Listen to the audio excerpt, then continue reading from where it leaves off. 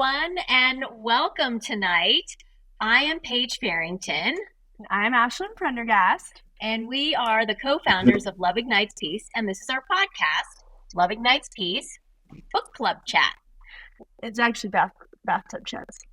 Well, it's book club chat tonight, where every month we read a book that empowers your relationship with yourself by expanding your definition of love. Read the book and then listen to the podcast, or just listen to the podcast and pack a few words of wisdom into your heart to access on your very own personal journey.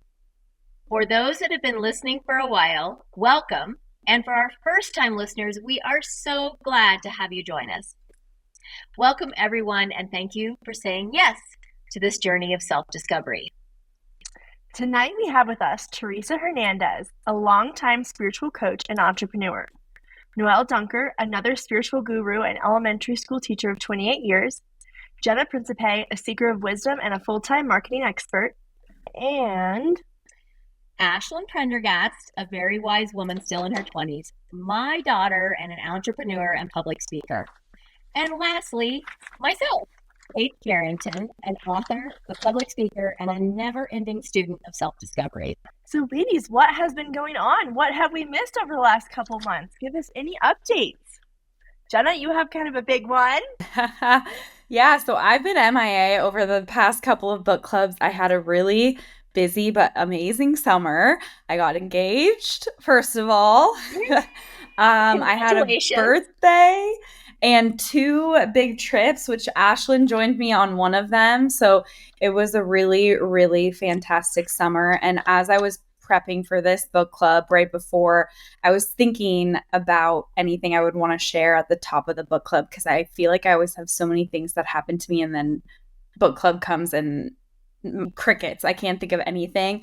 But I think the biggest thing that came to mind was over the summer, I'm so grateful to have had some really awesome opportunities and to be able to travel and just reset and take a step back from work and try to carve out more self-care time and relaxation. Not that there wasn't some chaos and busyness in the mix, but it really made me realize that that is such a key component in being able to unlock these synchronicities and blessings and the super attractor power, which I know you all talked about in the last podcast that I wasn't on, but I'm still reading the book. That really is the key, because when you're in this chaos state of just go, go, go, and you're not kind of setting aside time, you're missing all of these beautiful things that are falling into place for you and all of these, blessings and little synchronicities. So I've really been trying to focus on that since I've gotten back. And it's amazing the things that you see when you're just a little bit more tuned in. One little one, which I have such a handful, but after coming back from my vacation, I was thinking about, I was excited about being engaged and then thinking about wedding planning, and I was getting a little bit overwhelmed, and I'm like, oh my gosh, you go from this really exciting milestone to then needing to plan this event. And I was on the road coming home to my house, and there were 2 things in the road. I couldn't tell what they were, and I got nervous. I thought I was going to have to swerve out of the way, and they were 2 white doves in the road right in front of me. And if you guys know anything about doves and white doves, first of all, I've never seen one in San Diego, and I've lived here for my entire life. And doves mate for life, and those were clearly 2 birds, like just hanging out, kind of having a sweet moment. And so it kind of really just was that sweet reminder that everything is working out. And it's interesting because, again, if I don't know. I mean, I would have noticed that there was something in the road, but I think during that time that you're distracted, you don't necessarily connect all of those things and what they mean and how they're placed in your life on purpose. So I feel really grateful for those, and I feel really refreshed and tuned back in. And also, thanks for bearing with me when I was MIA on the last 2 podcasts. I'm back. Woo! I'm so excited for you. Now, every time we talk about Martin on the book club podcast, it's no longer going to be your boyfriend, Martin. It's going to be your fiancé. And then he made it. He aged well. These book club podcasts have aged well for you. I can't quite say the same in the minute I've talked about, but I really love it. Thank I'm you. so happy for you. Well, when I manifest something, I typically use the words, okay, wouldn't it be fun if, or wouldn't it be exciting if, and then I state my manifestation or my intent, and that goes back to Abraham Hicks' teachings from long ago. But I use it.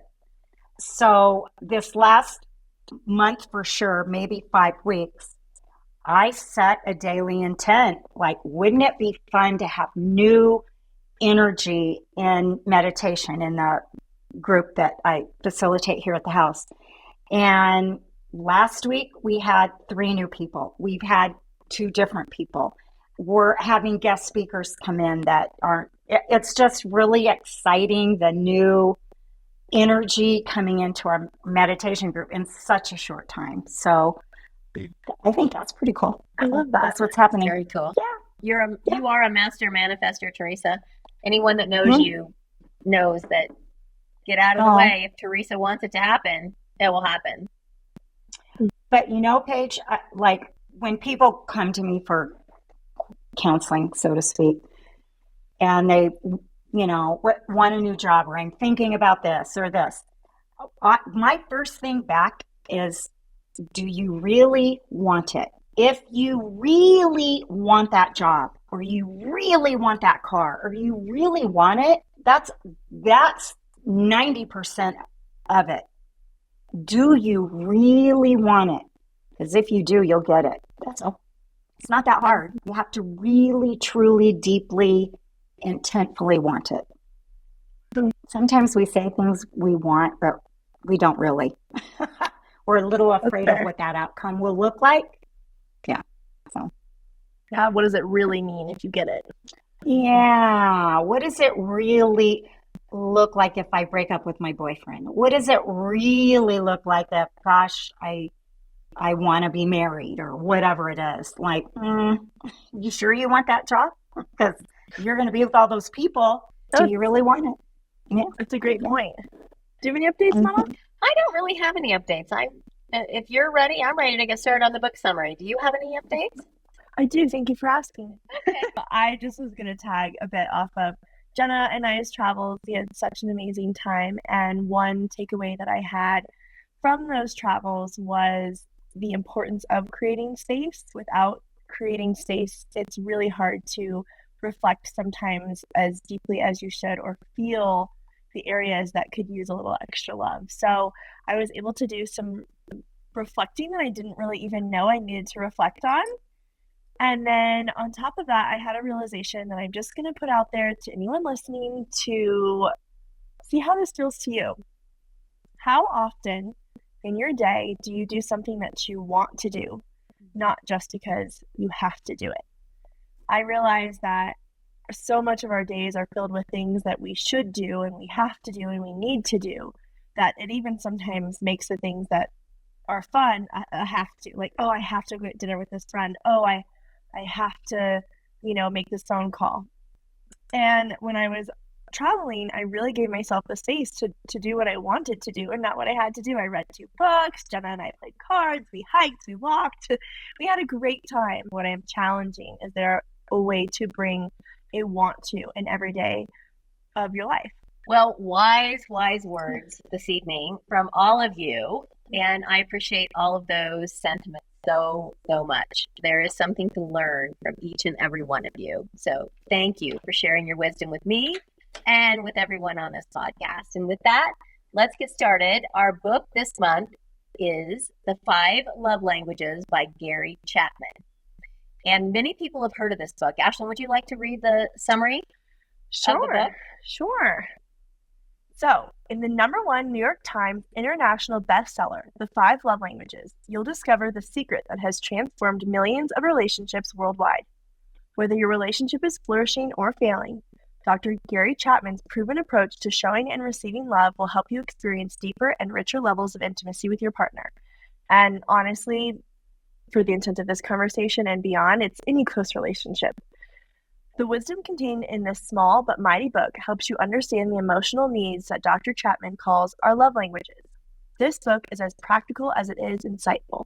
What is required is choice. Your choice to offer love to a person that you care about in a way that makes them feel loved. So let's kick it off. Do you think this is an important book for everyone to read and then read again even years later? Why or why not? Well, I have read this book. uh, This is my third time. Not all in a row, of course. It's been years. Do I love the book? Yes. So, kind of a rule of thumb, I somewhat try to mindfully do, especially in maybe building a new friendship, is hit all of them. It's nice to bring a little gift. I always try to bring a hostess gift, even it doesn't matter to what. I don't know that that's their love language, but if it is, I hit it. I try to mindfully, intentfully, with meaning, words of affirmation, not just blowing smoke, but really thoughtful that I've observed. Some people like to be touched or hugged, some people don't. So I will always at least try to shake their hand and hold it a little longer or touch their shoulder. If I know them, I'll give them a hug more because that might be their love language. So in my relationships at work or anywhere, I do try to touch on that and really to build a foundation with someone. That's kind of what I took away from the very, very beginning, first time I read the book. Teresa, I think you bring up a great point that I want us to just say for the listeners. If you haven't read the book, The 5 Love Languages, the 5 love languages are gift giving. So Teresa mentioned bringing a little hostess gift, quality time, spending time, acts of service. So doing something for someone as an act of service, words of affirmation, and then finally physical touch. And so that's what we will be referring to a lot throughout this conversation, but also there's going to be some nuances to that because you can have different dialects within the language of love. So I appreciate you giving those examples. I think it's a really good foundation for everyone listening to just be aware of what are these 5 love languages. Well, I read the book probably 20 years ago. I read it not long after it came out. And I think the thing that most people know is most people know the 5 love languages. Like they could list them. And they might say, mine is physical touch or mine are words of affirmation. But the biggest thing for me in rereading this book this time, all these years later, and I had forgotten all this, is when you touched on the dialects and the nuances. It really isn't just as simple as here's your 5, now pick which one it is. And I thought that was such an important reason to read this book. It is more than being able to list just those 5. So I was very grateful for the opportunity to read this book again so many years later. It really opened my eyes a lot. I think you hit the nail on the head, Paige. I actually started talking about this with Ashlyn because I was curious about her perspective on it. And my honest perspective, although I know this conversation is going to be incredible, my initial perspective was that I felt like the dialect and the conversations around love languages in general has sort of transcended from when this book was initially written. So I think now there's a lot more discussion around this, and really it's become, and this was touched on in the book, but like the cornerstone of how to have like a healthy, loving, specifically it talks about marriage, but I agree with you, Ashlyn, this can be applied to any relationship in your life, platonic, romantic, or otherwise. But I feel like there's so much more out there now. So that conversation has kept expanding. But of course, you have to give credit to where it initially started and what this has become, because really, and the author's name, Gary Chapman, he came up with all of this. And so really it is this kind of revolutionary concept that has become part of our everyday speak about love languages, which I love that it's a conversation that has continued to expand. But I agree with you, Paige. I think the reason for reading the book is getting into those nuances, because I don't know that those are talked about as much. And I also think, Ashlyn, I don't want to steal your thunder, but I know this was a point that you were going to make, so I'll tee you up.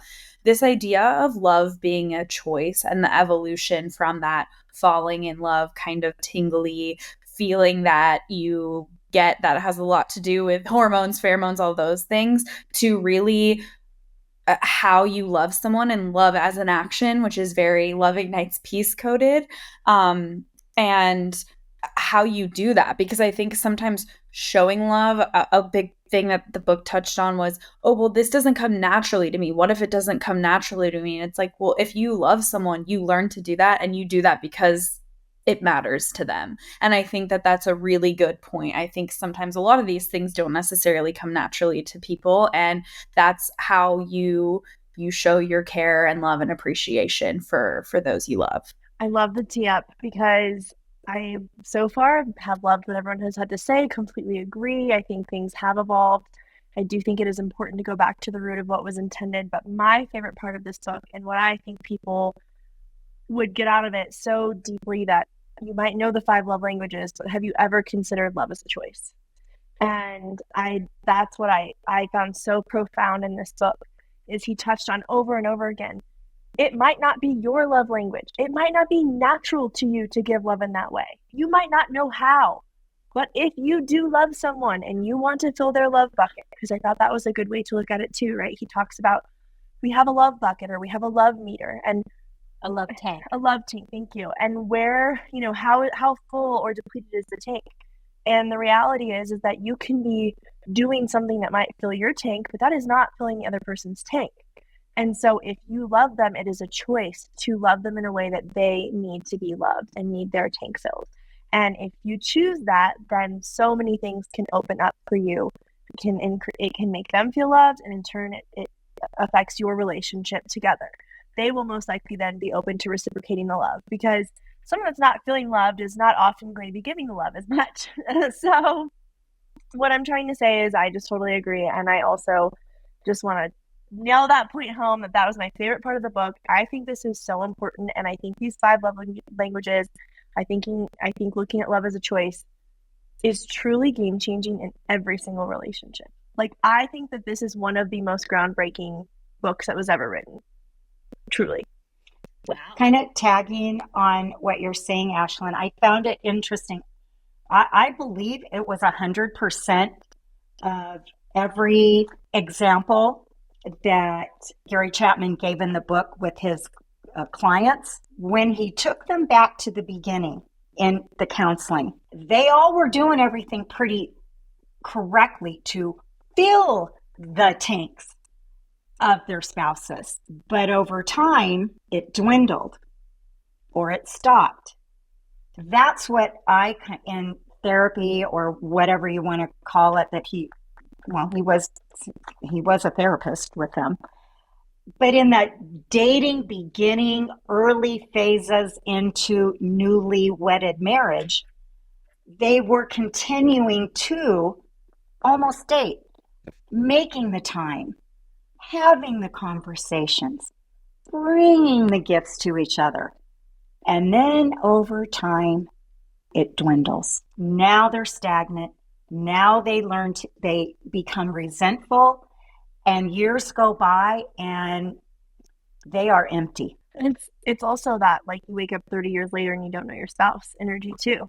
Like, you poured it all into your children and these other activities and all these things, and you let the foundation, which is you and your marriage, not be the priority. And it's easy as humans to follow what feels good. So you do that when it feels good. You're in love. And then you go to the next thing and the next thing. And I think there's been this huge movement that I've love to see, especially in like the influencer community, talking about weekly date nights. Like, I think that this generation in their 30s and 20s are bringing a lot more intention to their romantic relationships, because they know what's at stake, and they have been raised in this environment to be more self-aware, live to your highest potential, all of that kind of stuff. And yeah, I mean, it just takes a lot of intention and a lot of choice, like, to create a long-term sustainable relationship, in my opinion. Noelle, we'd love to hear your thoughts. Okay.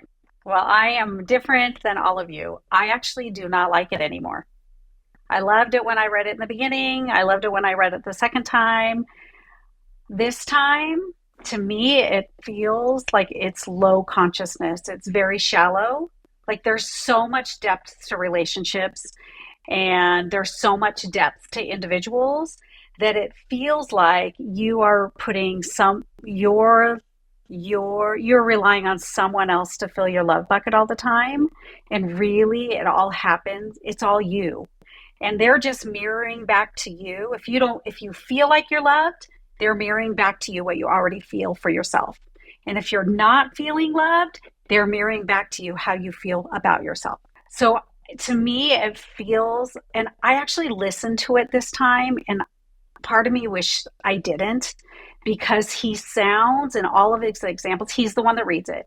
All of his examples, it sounds like we're talking about the 1950s. He didn't take the trash out. She didn't cook dinner. Like, it was so stereotypical, or so, it just rubbed me the wrong way, which probably did not help, because I just kept hearing these like generic, she's staying at home and taking care of the kids and doesn't give me time. I come home from work and I'm tired. And I'm like, we don't fit those gender roles anymore. They don't look that way. And it just turned me off. So I think it's a great three-dimensional experience of relationship. And of course, I totally agree. Love is a choice. It is absolutely a choice, but it goes so much deeper than whether or not I give someone a gift. I mean, of course you want to know those things, but real lasting, deep relationship is not surface level. There is so much more to it. And I feel like this gives people this false sense of just do this and it's all going to be great. And just do this. It's so simplistic. And there's no like consciousness raising in a relationship that I see, or we grow together, or this person is growing and this person's staying here, which is the truth of what happens in relationships. I think all three of us on this call that have been married before can probably talk about, like, I could have, let's say even my current husband, his love language might be this, but it doesn't come naturally to me. So I have to change to make you happy, but we're not actually looking underneath about why you need that to bring you happiness in a relationship. There's so many layers and nuances that, to me, I actually didn't even finish it. Again, I had plenty of time, but I cannot listen to this a second longer. So that is so interesting. I'll be the rain on No, I think it's so interesting that you bring that perspective.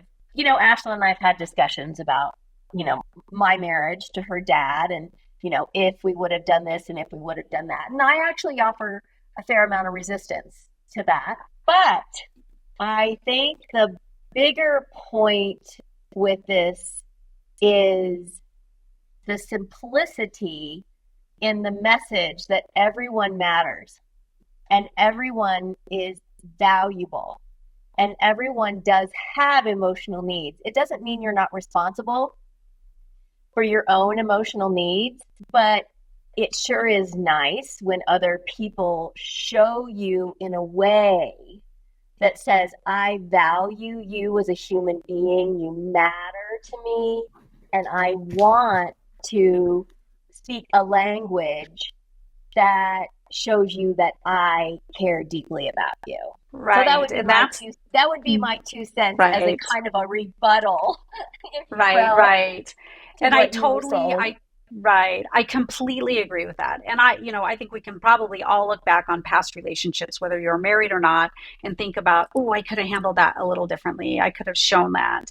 I just feel like it was right. And we've talked about that. I think Ashlyn and I talked after our last call about sometimes that simplicity is great. I just feel like people now, at least the people that we have an algorithm. So the things that it's like our reticular activating system. We keep seeing the things that reinforce our beliefs or reinforce. But you see people, and it's like people really want this really in-depth relationship, like where you're talking. The depth is what people are craving. But in order to get to the depth, one must know the basic language. That's where this book is just top level, basic. Here's a way to communicate. So I'm not disagreeing, but I think the book is very valuable. It's everyone has needs. In reading it, it helps define what matters to you. What tickles your lip? What feather tickles you? If you don't know, how can you communicate that? I'm so blessed to have a business partner, Val, two females working together. I give her 100%, maybe what she needs, probably not. But I know she likes, hey, good job. My words of affirmation, I would not be doing this without you. I hope those words of affirmation are the words she needs to hear, because I think that is one of her love languages. To me, that is the biggest, most powerful compliment I could ever give her. I would never do this without you. There truly isn't anybody else I would pick. I would fold and be done. That's a word of affirmation. Now, is that maybe she needs somebody to say, I love you 80 million times a day? I don't know. But they're words of wisdom. It's a base point of where to start with someone. I think the book is really important in learning a language. Yeah, Noelle, honestly, I have to say I don't disagree with you. I don't feel as strongly that it was low consciousness, but I do think that you hit the nail on the head for what I was trying to get at, in that I think the dialect around love languages has far transcended what this book initially was, because I actually totally forgot about it, but that was one of the things that stood out to me, were just the flagrant examples of gender roles. And I'm like, oh man, we're past this. But you can understand, it was written in the 90s, I think. Like, I think he has good intentions, and I do think there is a simplicity there. And I think part of it is looking at it like, gosh, we're past this, because I'm sure you've read, so like everyone on the call has read and been a part of so many self-growth and relationship growing tools and activities. The biggest thing that I think you can probably relate to, that I felt about the book, is I love the love languages, and I think they're an important jumping off point, like super important. And I think a lot of people don't even have that basic. And I think a lot of people think, well, if I'm in love, I would want to do these things for someone. And it's like, well, again, maybe that's not your dialect. Maybe it doesn't come naturally for you. Reap the benefits of going outside of your comfort zone and doing something for someone because it's their love language and it's going to mean something to them. That's a great jumping off point. What I think this book doesn't touch on, which is the bigger picture of, one thing that I think is personally important, is like, did you choose the right person? Not in a romantic sense or otherwise. Like, do you share the same values? Do you have similar life goals? Because I can tell you from past relationships I've been in, we're talking romantics here, if this person met every love language to a T, they were still not the right person to me. We didn't share the same values. We had completely different conflict styles. We didn't deeply care about the same things. We didn't want our lives to go in the right direction. My personal love language, which I know is a future question, is words of affirmation. These guys could have given me words of affirmation out the wazoo, but that doesn't mean they were the right person for me. So I think this book is getting at it from just marriage. And I think there's a lot before marriage, there's a lot during marriage, there's a lot after marriage if it doesn't work out. I just think that this is taking one snapshot, and it's saying, like, you chose this person, so make it work, and the way to do it is by knowing their love language. But I think there's a lot outside of that. And again, I always go back to values, because that's how I knew I was making the right choice for me, the person I'm getting married to. Our values are spot on. And I never had someone there was always like some matched values, but I think there was a lot of that, ooh, this is really fun and exciting in the beginning, and it feels like love and it feels enjoyable. But like with that choice part, it was like, oh, I think there's somebody who's actually better choice for me. And so I agree with you. I think there's a lot beyond just the love languages, but it's a wonderful starting off point, especially for people who want to make a relationship work. They really care about someone. They really care about a friend of theirs, and their friendship has some tumultuousness in it or whatever. This is a great jumping off point for getting started, but it is more complex than what this book is getting at. I forgot, I actually wrote down on my notes, I even stated, with that being said, once you've established this sense of self-love and the sense of who you truly are, this is a great way to show up in a relationship with that really solid sense of self-love, because then you're really able to give it to someone else. But if you don't have it, and I think a lot of examples he brought up in his book, if you don't have it and you don't have that sense of self-love, it can build resentment because you don't even have that love of self.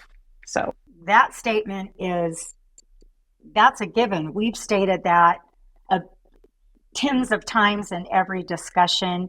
It's in every therapy. You must love self first. Like, that's almost like a no-brainer. I hope at some point all of our young children are learning to love themselves, so when they're older, they don't have to retrain themselves to learn how to love yourself. It's interesting because I do think that for us, it's a no-brainer, but I think, Noelle, your point is so salient for those that are listening that maybe it wouldn't be, or that they're looking externally for someone else to be responsible constantly for their happiness. And I think that is a really, really interesting point. And honestly, Jenna, I think everything you just said was like also nail on the head. I mean, nothing more for me to say. So valid, so true. The self-love perspective, the depth, I think is all so important. And I guess I didn't look at some of those things because, like, to me, those are no-brainers. Kind of like Teresa said. For myself personally, I'm like, well, duh. Like, but not everyone is like that. And one other quick thing I wanted to say is back to what my mom was saying about some of our conversations in regards to, like, where I've been like, well, I think if you guys could have done these things would have been different. And my point in that is what you just said, Jenna, the way the book is written. You're married. You already chose each other. So if you are going to continue to be together, here are things to help you. But that doesn't take away that sometimes it's not the right person. Like, maybe you didn't choose someone that shares these hopes and these dreams. And ultimately, in their separation, it was this honoring of, like, you aren't happy and I'm not happy because I want to do different things with my life and you want to do different things with your life. That was one of the components. And thus, no matter how much you love each other, if you're not going to continue to choose to do that, or even if you're saluting each other's love languages, if your life paths are different, then you're not going to choose to be together. So I think you synthesized the point that I have been trying to make to her, is not to discount all the other things, but if you've chosen to be in the marriage and you're going to stay together, here are things that could help. Now, shall we move on? Well, and it can be a great act of self-love, actually, to not choose the marriage anymore. There are so many nuances that you pointed out, Noelle. It is not quite as simple as the book makes it out to be. It's not an 100% quick fix every time. But there is still an honoring of the people that you're with and what their emotional needs are. But to the point of simplicity, if you're not doing the simple things, that's still going to affect your relationship. Like, and I think a lot of people are not doing the simple things. Well, we have got to move on, ladies. That was actually, thank you for such an in-depth discussion on that. And honestly, Noelle, I really appreciate your perspective on that, because I think it really provided more depth of discussion on this topic. So thank you. Okay, on to the next question. We'll make this kind of a quick one. On a scale of 0 to 10, how full is your love tank? 0 means empty. 10 means I am full of love, and boy, anymore, I'm just going to be overflowing. And what is your love language? So I want to actually challenge the listeners as we talk about these answers to really kind of hone in on what you think your love languages are, and how full or how empty you think your love tank is. And we'll probably be going over the list in relative generalities, but they are a little bit more nuanced, but they're still information to learn about yourself through this discussion. So, Noelle, why don't you lead us off? How full is your love tank, Okay. and what is your love language? Right. Okay. My love tank, I believe, is an 8.5. I mean, my love tank is full all the time. I have the most amazing job with these little kids that are just full of love and just giving it. I'm receiving it. I'm giving it. It's like this go back and forth. Plus my relationship, my children, like my friendships, yeah, just so much love. My love language is quality time. With myself, that means, or with others, that means depth of conversation, building that really deep connection. Quality time with myself, because I'm going to throw that one in there, means depth of research and reading, and my spiritual practice is incredibly important to me. It doesn't feel like another to-do list. It's something just fills my love tank just by doing that. So quality time for myself and with others looks different. Sounds like something you want to do and not have to do. Nodding back to the beginning of this call. Jenna, jump in there. Okay. Well, you caught me at a really good time because my love tank is absolutely overflowing. Just got engaged, as I mentioned at the top of the call. I also just had a birthday. And my love language is words of affirmation. So if you know me, you know I have kept every note, card, everything anyone has ever given me since the beginning of my life. I have boxes and boxes and boxes of cards. I have kept, my mom used to write notes on napkins in my lunchbox when I was in elementary school. I still have those 20 years later in Ziploc bags in my childhood closet. But yeah, on a romantic sense, I just feel really grateful. Going back to what I already kind of mentioned, this is something I've prayed for and hoped for and cycled through a lot of frogs for. So I have found my person that I am very confident in. And it doesn't mean things are perfect or always easy, but we both share the same values, which is what it comes down to me for. We get along so well and we make each other laugh and we enjoy each other's company, but we also really share the same values. And one of those is marriage and fighting for that to work and fighting for our relationship. So I'm in a very happy, love overflowing spot. And just in a spot where I'm feeling grateful. Teresa? My love language is quality time. My tank, I'm going to say 8.6-ish or more. My life is exactly how I've created it. And I'm in love with my life. That's about the best, most wonderful feeling. I love my life. And I love being alive here, knowing all the people of my life, all the things that I do. Maybe it's a 9. I love my life. I'm very, very happy. I want to hear from you next, Mama Llama. What? Oh, well, all right. My love tank is probably at an 8 right now. And I'm very blessed. Like all of you, I'm very blessed with the family and the friends that I have in my life that I feel like one really lucky gal, honestly. Very lucky gal. As I really peeled back the layers of myself, one of the things that I think I still struggle with a little bit, and I wonder if there's other people out there that have this same struggle, is even though I know that my love language is words of affirmation, and Teresa sent me the nicest text the other day that really saluted my words of affirmation love flag. So thank you so much. But what I struggle with, and I'm not really sure why this is, but I struggle with receiving the love. And how many people out there are really fully open to receiving the love that is offered to you? That is the question that I would pose.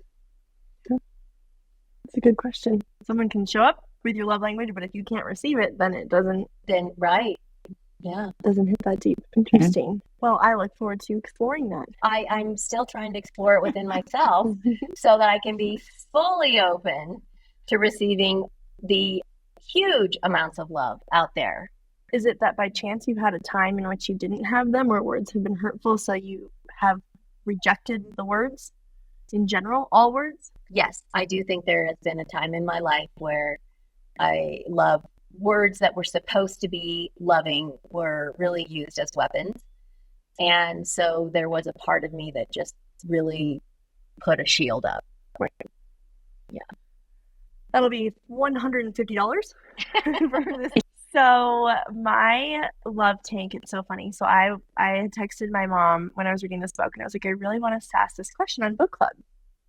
And I had put it out to one of my other friends to get his take on what he felt his love tank was at. And it was so funny. So I would say my love tank is at a 6 or a 7. And it's so funny. I think it just depends on where you're at in life. Like to your point, I feel so filled up with my family, and I feel so filled up with my friends, and I feel so filled up with my self-love. Like in general, like I am someone that does like who I am. However, I think I'm going through a couple layers of things. Like, and I think that your tank goes up and down on that. You all know how important it is to me to find that great love. And especially at the age I'm at, I think that deficit is more noticeable, right? Everyone's getting married or is married. A lot of my friends are having kids. Some of my friends are on their second child. So sometimes that deficit is louder when you're not able to participate in some of those things at this time or yet. And I trust the flow. Like there's no desperate cry about it. I just am saying that my tank, I think, would be more full to be able to experience that. Like I would love to experience great love in this lifetime. What if, or how does Teresa say it? If it's possible, or what if, Wouldn't it be fun? Wouldn't it be fun? Wouldn't it be fun, Wouldn't right? it be exciting? I've never truly been in love. Like, I've never truly been in that position. Like, I just haven't. Like, I've liked guys, I've gotten close, but I've never been in love. So wouldn't it be fun to be so in love? Like, wouldn't that be amazing? With the right person? Hello, shout out to the right person, because I also think you can love the wrong person. Yikes. But so there's that. And then, I think we've had some family dynamics that have shifted and ebbed and flowed, and I'm feeling very good now. But when I was originally thinking about this question, like there was some instability in some of those things. Like, and that diminishes the love tank at times. And then I myself have been going through, as you were saying earlier, Noelle, tension creates expansion, and I'm having some inner reflection currently to myself of like, who is the woman that I know I'm meant to be, I'm called to be, and who am I being? And is there a gap between those two? And so even on my self-love tank, I'm kind of like, you good, bro? Like, I'm like, are you really? Whereas usually for me, that tank is like really full. Like I really do love myself and who I am and how I show up in the decisions I make and all that stuff. So I think it's a little bit nuanced, and I think it's okay to give ourselves permission to like be aware of that tank, but also to have the reflection about you and not make it all on someone else that your love tank isn't full. Like, my love tank isn't at a 6 because my mom won't snuggle me for a couple more minutes either, and it's not a 10 because Paige won't snuggle me for a couple minutes, which her love language is physical touch. I was about to say, leading into my love language. So snuggles are important. Yeah. I love what he said in the book when trying to identify your love language. What is the one thing you could not live without? Because my primary is physical touch and my secondary is quality time. And I think physical touch is a little bit nuanced because in a romantic relationship, of course, it's very natural to have physical touch. With my family, it's natural for a hug and a kiss, at least in my familial environment. I know that's not the same in everyone's, but it's natural to cuddle up on the couch or hold hands. It gets a little bit weird when it's your friends. Like, I'm not really looking to, Jenna and I traveled. We slept in the same bed for 2 weeks. It was great. But we do have one epic story in college where we fell asleep holding hands because we had the best night. And we were like, I love you so much. And we literally passed out. But typically, we aren't holding hands. And typically, I can't say either of us were like, oh my gosh, I really want to hold your hand. So, it's one of those things. My best friend in the world, but I have no interest in ever cuddling with you. I'm sorry. It's an interesting love language because I don't desire that with my friends. Of course, like a hug, hello, or whatever. But that's where the secondary of quality time is really important for me. Like I definitely feel that love and give that love through quality time primarily. But from a romantic relationship perspective, we were talking about dialects a little bit, and I'm like, oh, I am that girl that like when you come home, when my romantic, my great love, who wouldn't it be so fun to be in such great love with, when he comes home, like, give me a kiss, like, and just like touch, give me a hug, give me a kiss, and then go change your clothes. So like, I need that moment of connection. Like, I love, or like, I'm like the girl that loves like the subtle touch under the table or the hand holding in public. Like, sign me up. I love it. And so I need to find someone that also likes that, and it's not just a love bubble thing. It's something that they actually feel is good. I just had sort of an epiphany of a personal realization when I give words of affirmation. Which isn't my like prime any kind of love language for me, but I do words of affirmation a lot for other people. But when I share those words, typically it involves the time. There's a time involved, which is my primary love language. So say I get invited. I have a friend who has a beautiful home up in Breckenridge and invites up for the weekend. Genuinely, from the depths of the soul of my heart, when I thank her for inviting me, it's not just, oh, thank you. This is, wow, that kind of thing. You're such a great hostess. I am so appreciative of the years. Her and her husband are in oil. That's his main, like, oil well stuff. But they started a business with nothing, and the struggles that she has shared. I always say thank you for the time you had to leave your kids and this and that. It's the time in the appreciation of how wonderful you are and what you've created. Paige, you've invited me to some beautiful, to share your home. It's the same thing. I'm appreciative of the gift, and I share those words, but I inject the time that's involved. So it's just funny. I just had that epiphany right now that, so am I really giving words of affirmation, or am I really giving quality time and I'm being selfish? I don't know.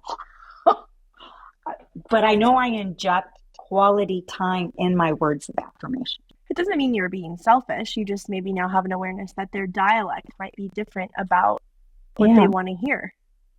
Yeah, like if you go to dinner at someone's house, or they've done a book club and I'm like, oh my God, like, look at the food you did. It's so beautifully displayed. And it'll be, oh my gosh, I love the time that you took to make this so beautiful.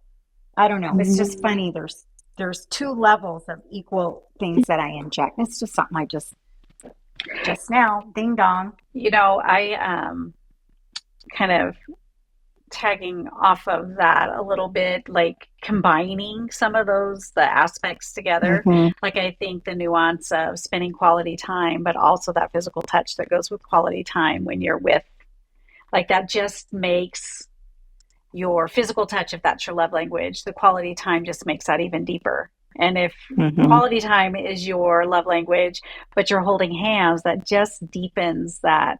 It just feels like it deepens a connection. I was also thinking about students and their nuances. When they show you a picture they made, like mine, I really want them to be proud of their work. And so I always say, oh, what do you love most about your picture? Instead, they're asking me to tell them that I love their picture. So I try to do a little bit of both, but I feel like the nuance of the different love languages is really obvious in little kids, because they kind of speak their truth. Like, there's no, like, let me hide it for you so you feel better. They're just really genuine and honest. So I think that there's you're definitely ready to write nuances. book two. Right. You're ready to write book two. Everything that you're saying, I'm like, yes, let's go there. Oh, yes. Do you know that they, yes. Right. He needs to, and it's time. I think it's time to go deeper with that with him. But just so you know, they do have love languages for kids. And when I had my own classroom, I used to do it. And then at parent conferences, I would share with them their child's love language based upon their survey that they did. So, but I don't do parent conferences because I have the whole school, but that does not stop me from doing it. So that has me thinking I need to pull that book back out and do the little survey with them. Are the children's love language, is that a lower vibration for you as well? It is like you said, Teresa, it's a starting point. It's a jumping off point. Yeah, right? That's what this book is. And, it's just a starting right. point. And I guess for me, and we've talked about this in previous books, I'm ready to go deeper. So that's why I bring up my own personal experience with the book. Are they the same love languages for kids? They are. Right. I can tell you that like 80% of them are quality time. Wow. Right? Think about your little kid and you just want your time with your parents.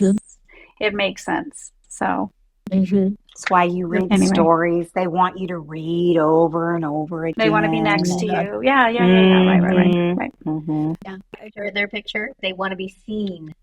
I know, right. And I always say, I love it. Tell me about your picture. Tell me, what do you love about it? I try to, engage that. Noelle, I've told you this before, but I can already tell you were the sweetest and best teacher. I wish I had you and that every kid had a teacher your caliber because, oh my God, to be so lucky, like to learn about love languages and go deep on some of these things and bring spiritual practices into your teaching is just incredible.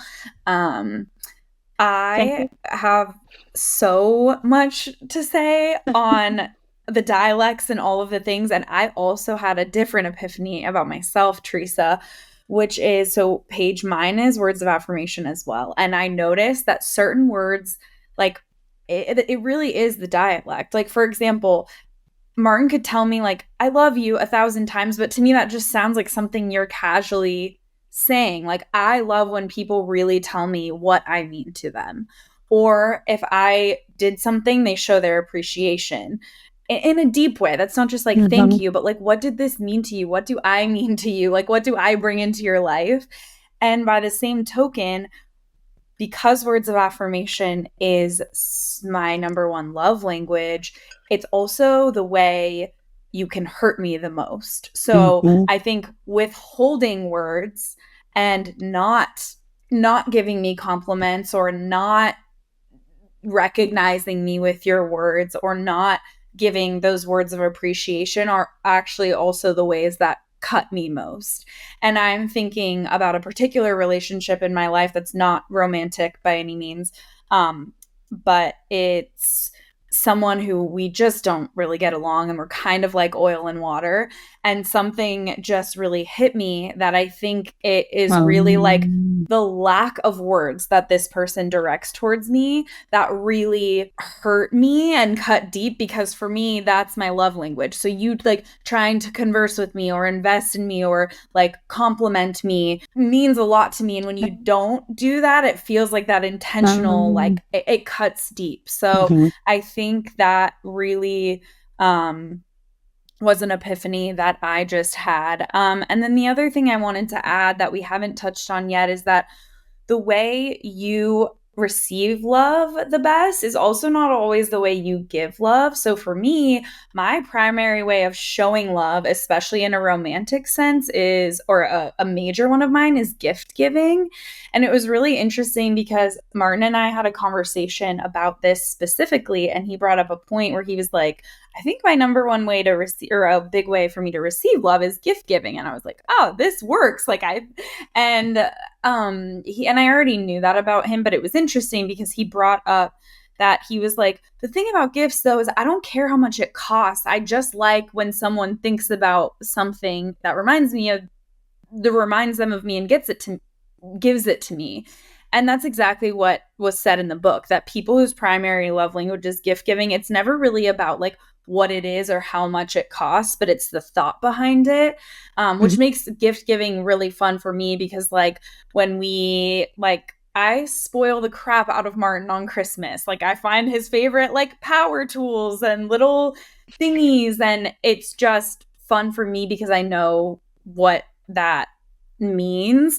And then on the flip side, words of affirmation are not his thing, but he knows that that's my number one love language. So every holiday and birthday, He always writes me like a super sweet card, and it's really meaningful for me, perhaps more meaningful because I know it doesn't come easily for him. Like, the man sits down and spends a significant amount of time writing like a sweet, thoughtful card, and he's not doing it to be like, oh God, like, let me just, let me just do this just to do this. He's doing this because he knows that it means something to him, and he's putting in a lot of dedication and effort. So it is like, to get back to your point earlier, Noelle, I feel I can resonate with that idea of like, oh, well, you shouldn't have to change yourself to like love someone else, which I agree with.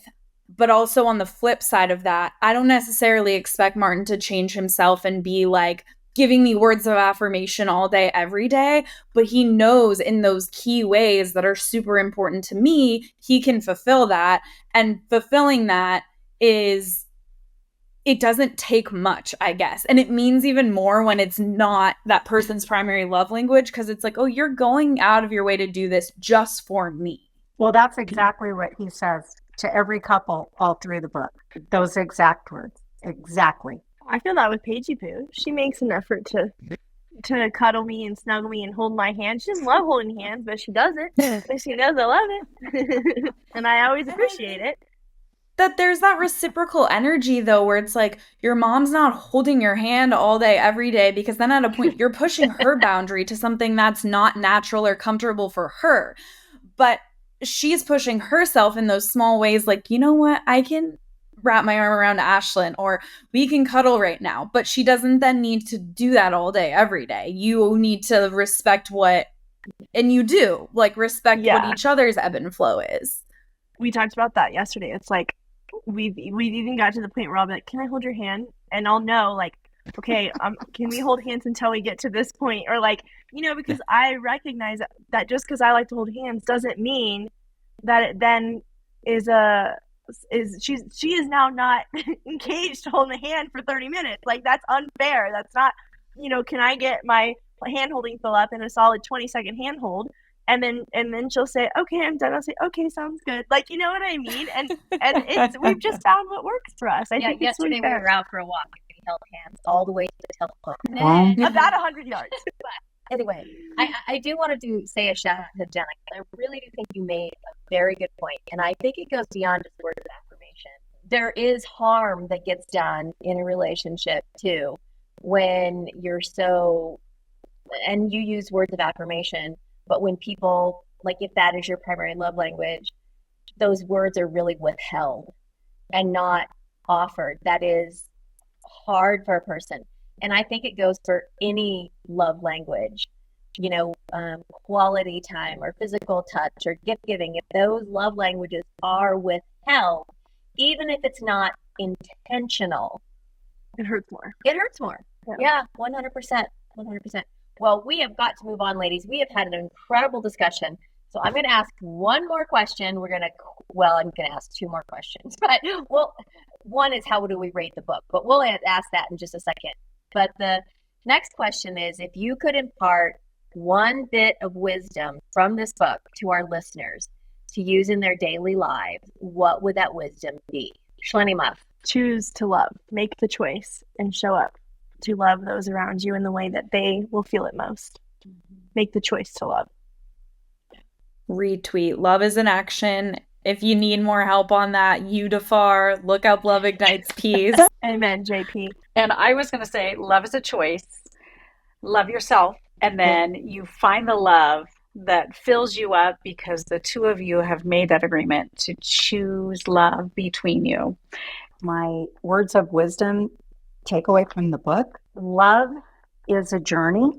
Learn the language. Learn the language and apply it to self and share it with those you meet. As we've talked about, I think the 5 love languages are important to a romantic relationship, but they are important to every single relationship in your life. If that relationship is an important relationship for you to nurture.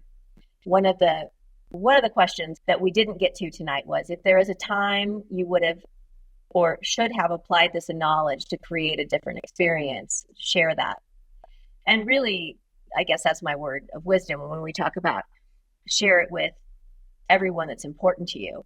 I really wish I would have taken the time when we had our business and our office full of people to really figure out the love languages of every single one of those people that we were all working together, because I think that would have been a really important way for us to say, we do see you, we value you, and we really appreciate you.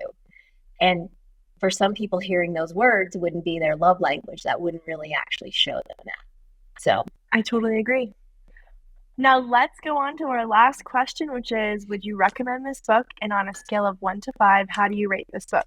Noelle, you've got to start us off. Okay, I'm going to rate it from my first question, that viewpoint, because that's just where I am right now in my life. So I would give it a 2. And I think that just depends on where you are and how you view relationship. So for me, it would be a 2. And I really have been wanting to ask this question throughout, is why do you think you developed that love language? Because I've heard conversation about it's either something that you experienced entirely in your childhood, and so that's your way of being, or it was something you saw outside and you really wondered why you didn't have that in your life when you were a child. So I'm just curious about that. So, but for me right now, it would be a 2. I was thinking the same thing about wondering how everyone develops their love language, which could be a whole other conversation, but it just made me reflect on my own. So I was thinking the same thing.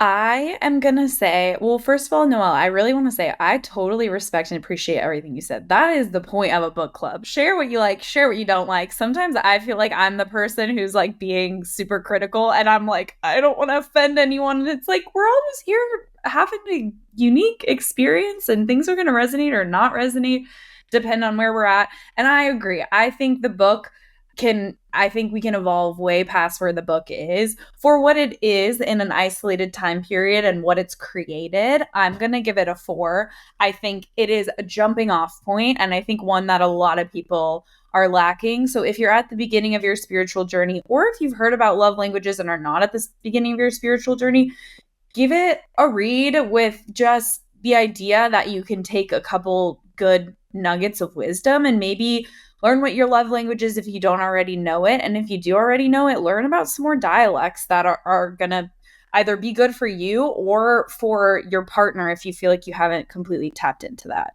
Teresa? Well, I'm in like a 2 for space as well. Rereading the book, I would, oh man, this is a 2-ish, 3. But I'm reading it again based on where I think you're reaching out to your audience. And I really do think it's a really good book for people discovering their spiritual journey or discovering of self. I think it's a really good book to have in your toolbox to reference what were those love language, what do they really mean, what is it asking. I think it's a good tool book box. On that level, I would give it high 4. You go next. I would give it 5, which isn't going to surprise anyone, but I agree with everyone with what they said. I feel like I want to give this book at like every wedding. I feel like I want it to be like my send the big present and then wrap up this book is the one I put there at the actual event, because I do think, again, the depth, and maybe I'll add this in my note, like there's so much more depth to a relationship, but this is a foundational piece that like I think can change lives. So if you haven't, take a read. I would recommend, and I can just see how in my family it's been really significant. Like it's helped in ways, and this is why I would recommend it. It's helped in ways of understanding each other and loving each other better. So like instead of my mom feeling like I was suffocating her because I wanted physical touch, which she didn't understand because it's not her love language, she now can understand, oh my goodness, like that is actually how Ashlyn feels loved. Or me understanding that to give her words of affirmation, because honestly, it's not the most natural thing for me to give my mom words of affirmation. But I know that's what she needs to feel loved. And so it creates that depth. My brother, my brother's, like understanding if he comes to town, he doesn't hit us up isn't as personal because it's not how he's showing his love. Like, you know what I mean? It's one of those things where it just creates so much more understanding, grace, love, compassion. And I guess I will say, though, if you then do know someone's love language and they don't do it to you, like kind of not the reverse, but similar to what you were saying, it's like if someone knows your love language and they don't do it, that's really hurtful. But if you know someone's love language, how they show love, and they don't do it to you, that can be hurtful too, because you're like, bro, you're not showing how you show love. Like, what about me? But anyways, I'd recommend. I think it can really help a lot of relationships. I just wanted to keep this really brief because I don't want to take up more time, but I know one of the questions was about how this impacted a relationship. I'll keep it super high level. Ashlyn and I had such a great, I seriously think one of the best, just vulnerable conversations we've had about our friendship and how I can better show up for her and how we can just better understand each other.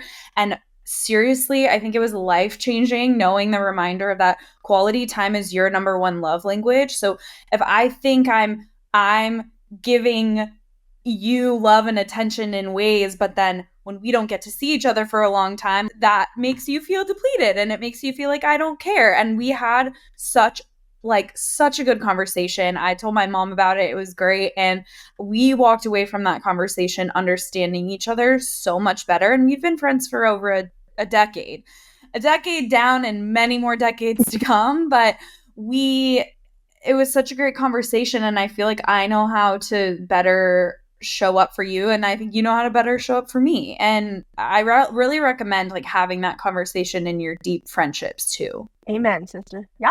Well, you all have brought to the forefront the fact that we are always in relationship with each other. We are in relationship with ourselves, but we are also in relationship with many other people that show up in our lives. And I think this book is an excellent reminder to be aware and compassionate, not only of how you receive love, but how you give love.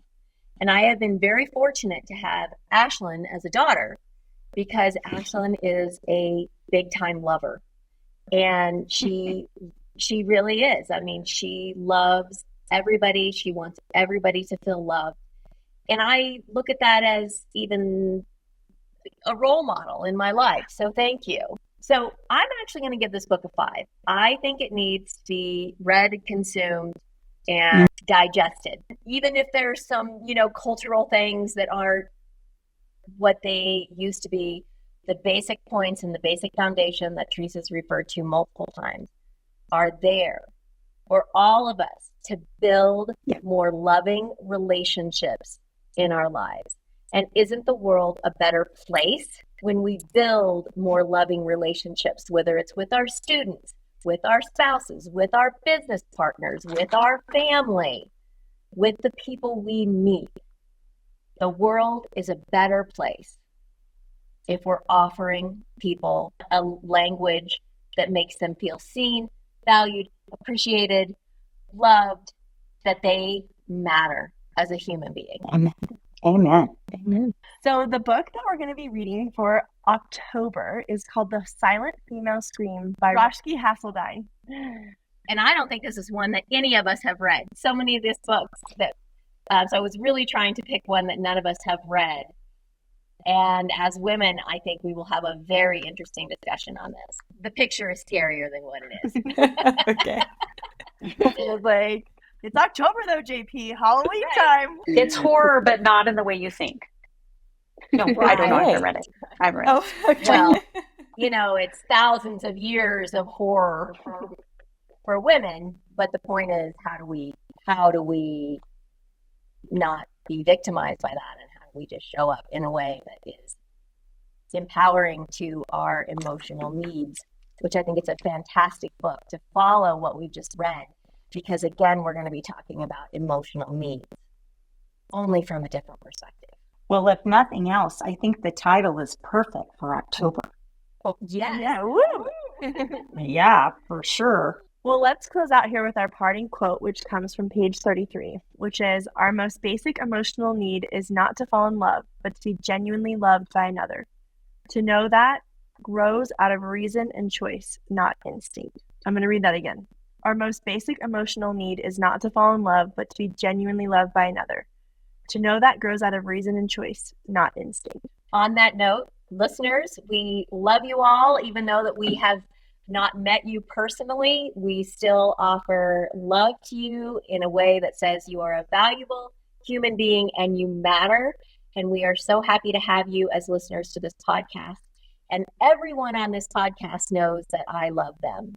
So thank you so much. As always, I am sending you love from my heart to yours. Get your freak on.